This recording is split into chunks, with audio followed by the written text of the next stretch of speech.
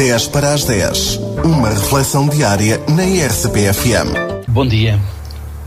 Os conflitos são bons ou maus para as empresas? Há uma única resposta certa para esta questão. E essa resposta é depende. Depende do nível de conflito a que se chega, depende da personalidade dos envolvidos, depende de muitos fatores que podem fazer com que a resposta seja positiva ou negativa. Com certeza que debates, discussões são extremamente importantes para fazer as empresas evoluírem.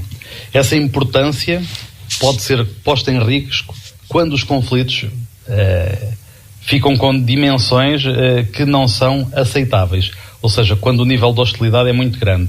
E por falar nisso, o que é o conflito? O conflito, basicamente, é quando existem objetivos mutuamente exclusivos e, para esses objetivos, existe uma escassez de recursos associada a uma hostilidade. E é difícil que haja um conflito numa empresa? Não. É muito fácil.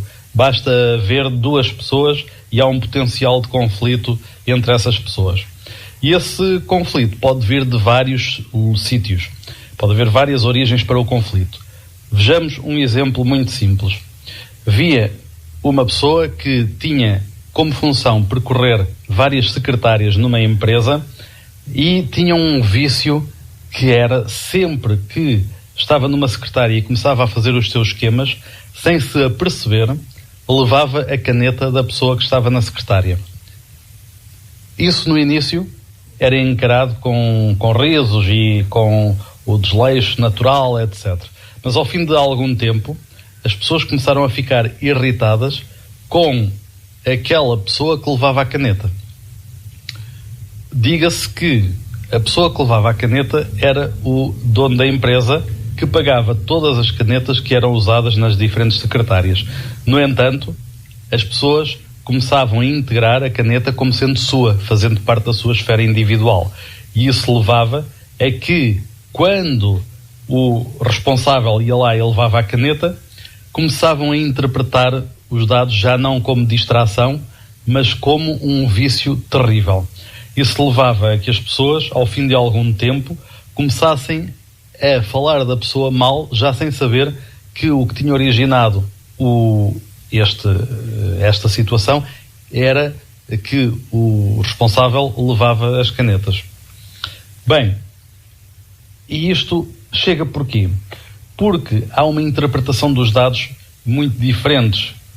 Vejamos o seguinte: o mesmo funcionário que passou por dois chefes diferentes, um dos chefes, dizia sobre o funcionário: este tipo é intragável, toma decisões que não deve tomar e tem iniciativas sem passar cavaco a ninguém. O outro diretor, o outro responsável, dizia: este funcionário é fantástico, tem iniciativa própria, resolve os problemas e é capaz de fazer as coisas sem ter que recorrer a ninguém, nem andar sempre a perguntar a alguém o que é que tem que fazer. Isto mostra como o conflito é bastante complexo e, dependendo da personalidade e da interpretação das pessoas, pode ser mais ou menos forte. Podíamos aqui falar de várias situações, no entanto eu vou-vos falar aqui das fases normais do conflito. A primeira fase é a incubação.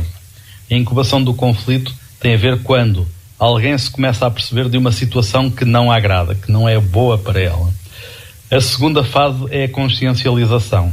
E esta consciencialização significa que tanto o próprio toma consciência clara de que existe um conflito, que existe uma situação desagradável e hostil, como transmite também à outra parte esse desagrado. A terceira parte é a disputa, e a disputa já tem a ver com troca de argumentos, que muitas vezes é uma troca quente de argumentos. A quarta parte tem a ver com a eclosão. O ideal é que os conflitos não cheguem aqui, porque muitas vezes quando chega à fase de eclosão é quando se explode e quando o que se diz e o que se faz se torna irreversível. Em breve iremos falar de algumas etapas e alguns métodos que nos ajudam a resolver os conflitos. Até breve e obrigado. 10 para as 10. Uma reflexão diária na RCP-FM.